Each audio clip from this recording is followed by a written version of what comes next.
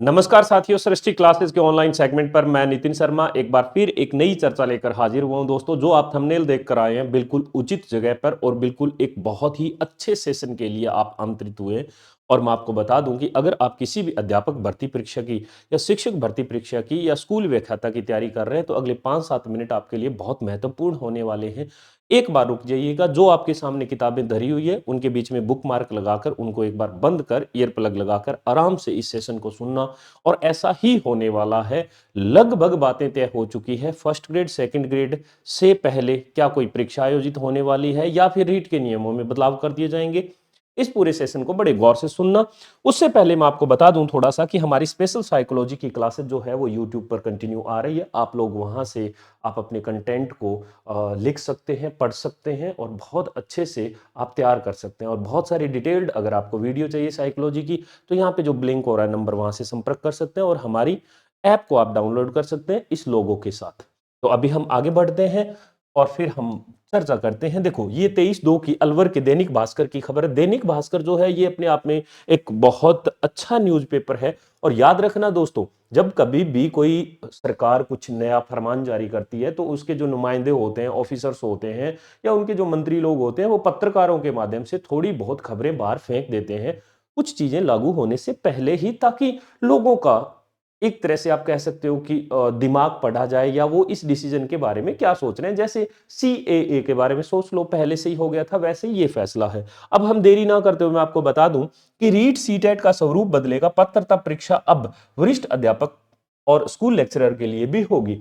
ये कैसे हुआ, कब हुआ? तो 12 फरवरी को एक मीटिंग हुई थी जिसमें एनसीटीई यानी national council for teacher education, एक एनसीटीई करके एक काउंसिल है जिसमें क्या है, मतलब आप कह सकते हो इसका एनसीटी का जो सही काम है इसका ये होता है कि शिक्षण स्तर को बढ़ाना और अच्छे अध्यापकों की एंट्री करवाना सरकारी स्कूलों में। तो इससे क्या होगा कि शिक्षण स्तर अपने आप बढ़ेगा। तो उसके लिए सिलेबस सेट करना, प्रश्नों का व्यवहार कैसा होना चाहिए, ये सब यही एनसीटी तय करती है। कौन सा पेपर किस तरह से लेना चाहिए, ये सब एनसीटी का काम है। ये बोर्ड के साथ मिलकर करती है। हमारी जो रीट है वो आरबीएसई करवाता है।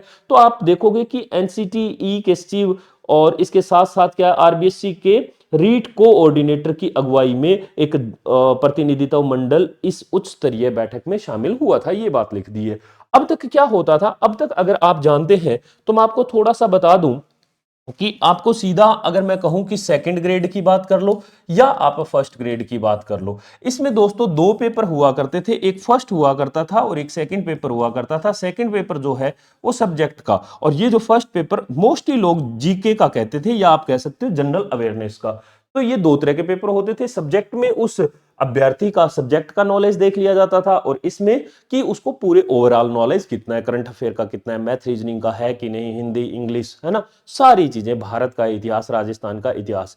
परंतु अब इनसे पहले अगर मैं बताऊं आपको थोड़ा सा और, तो दोस्तों जो रीट है, रीट जो थी वो थर्ड ग्रेड से पहले हुआ करती थी। यानी कि तृतीय श्रेणी मुख्य परीक्षा से पहले एक एलिजिबिलिटी टेस्ट है ये, जो देना पड़ता था अभ्यर्थी को और फिर वो थर्ड ग्रेड मुख्य परीक्षा में बैठता था।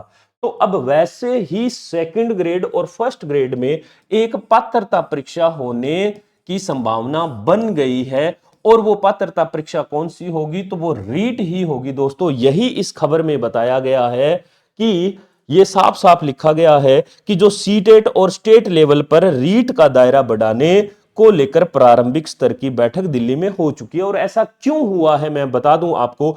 हमारे देश की एक जो नई शिक्षा नीति है, एनईपी है ना, नेशनल एजुकेशन पॉलिसी 2020 की अनुपालना में ही ऐसा हो रहा है। यानी 9वीं से 12वीं तक के लिए जितने भी अध्यापक लिए जाएंगे उनको इससे पहले पात्रता परीक्षा पास करनी पड़ेगी। मैं आप लोगों से बीच में इस सेशन को रोकते हुए गुजारिश करता हूं कि इसके बारे में आप क्या सोचते हैं। क्या आप चाहते हैं सेकंड ग्रेड और फर्स्ट ग्रेड से पहले पात्रता परीक्षा होनी चाहिए, जिससे कि इतने सारे तमाम तरह के लोग भीड़ में आ जाते हैं और उस परीक्षा में बैठ जाते हैं और फिर उसके बाद हो सकता है कोर्ट में बहुत सारी वो अपना भर्ती को ले जाते हैं और कोर्ट में उस भर्ती को रोक दिया जाता है। या फिर ऐसा आप चाहते हैं कि पहले रीट होनी चाहिए फर्स्ट ग्रेड के लिए भी और सेकंड ग्रेड के लिए भी। अगर ऐसा होता है तो किनको फायदा होने वाला है, किनको नुकसान होने वाला है, इस पर हम कभी फिर चर्चा करेंगे। परंतु अगर आप ऐसा चाहते हैं कि ऐसा होना चाहिए तो आप हमारे कमेंट बॉक्स में यस लिख देवें, अन्यथा आप नो लिख देवें, ताकि हम अगला सेशन फिर इसी पे,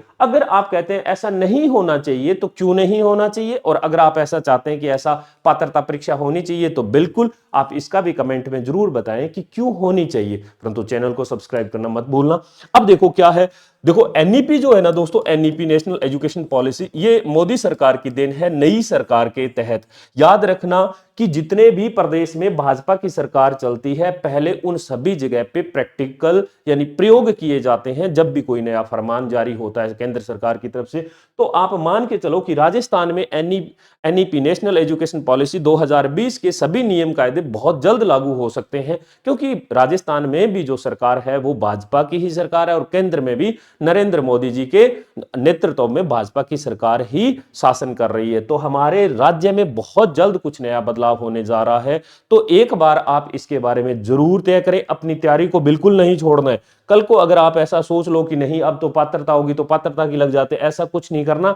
आप जिस सब्जेक्ट से आप फर्स्ट ग्रेड सेकंड ग्रेड के जिस भी सब्जेक्ट से आप तैयारी कर रहे हैं दोस्तों, अपनी तैयारी को बिल्कुल आप कंटिन्यू रखोगे, और जब तक ये कोई ऑफिशियल नोटिफिकेशन ना आ जाए तब तक। उसके बाद अगर कोई पात्रता परीक्षा होगी तो 30 नंबर की साइकोलॉजी के लिए नितिन सर तैयार बैठे हैं। बाकी में आपको लैंग्वेज 1, लैंग्वेज 2 या फिर हो सकता है कि सरकार, देखो रीट के लिए जो बच्चे नहीं जानते मैं उनको थोड़ा सा बता दूं।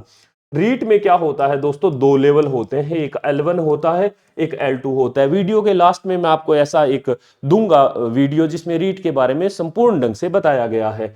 L1 में क्या होता है दोस्तों, आपको क्या होता है, 5 चीजें पढ़नी पड़ती है। इसमें एक तो CDP हो गया ना, चाइल्ड डेवलपमेंट साइकोलॉजी, बाल विकास मनोविज्ञान, जो आज से मैं शुरू करने जा रहा हूं। शिक्षा मनोविज्ञान मैंने संपूर्ण कर दिया है हमारी क्लास में।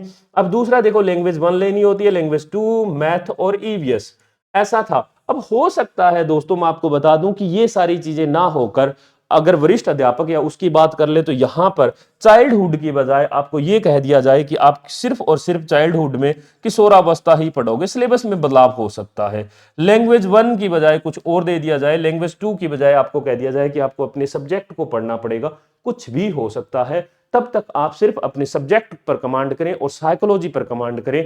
मनोविज्ञान आगे जैसे जैसे पात्रता परीक्षा की तरफ कदम बढ़ते जाएंगे, मनोविज्ञान का दायरा बहुत बढ़ने वाला है। इसीलिए मैं आपके लिए बिल्कुल फ्री ऑफ कॉस्ट हमारे YouTube पर क्लासेज दिया हुआ है और आप पढ़ सकते हैं। एक बार कोई भी एक क्लास लगा के देखिएगा। आज तक का जो आपका मनोविज्ञान पढ़ने का जो रट्टा मारने का जो आप एक फॉलो करते आ रहे हैं, ये सब चीजें दरकिनार करते हुए आप वही पढ़ोगे जो मैं पढ़ा रहा हूं, और आप समझ जाओगे कि इतना हल्का करके साइकोलॉजी कैसे पढ़ाया जा सकता है। परंतु वो आपके सामने कंटेंट है, और फुल ऑफ कोर्स के लिए आप हमारी ऐप पर आ सकते हैं। परंतु तब तक आप अपने सब्जेक्ट की कमांड करते रहे, आगे बढ़ते रहे। नितिन सर और सृष्टि परिवार की तरफ से आप सब लोगों को ढेरों शुभकामनाएं, खूब सारा आशीर्वाद, और मैं दुआ करता हूं 2024 में आप जिस भी अध्यापक परीक्षा की तैयारी कर रहे हैं तो आप उसमें नौकरी में सफल होएं, और आप हमें कमेंट बॉक्स के माध्यम से एक स्वीट बॉक्स भेजें ताकि ये हमारी दुआ कबूल हो जाए। बहुत बहुत शुक्रिया, बहुत बहुत धन्यवाद।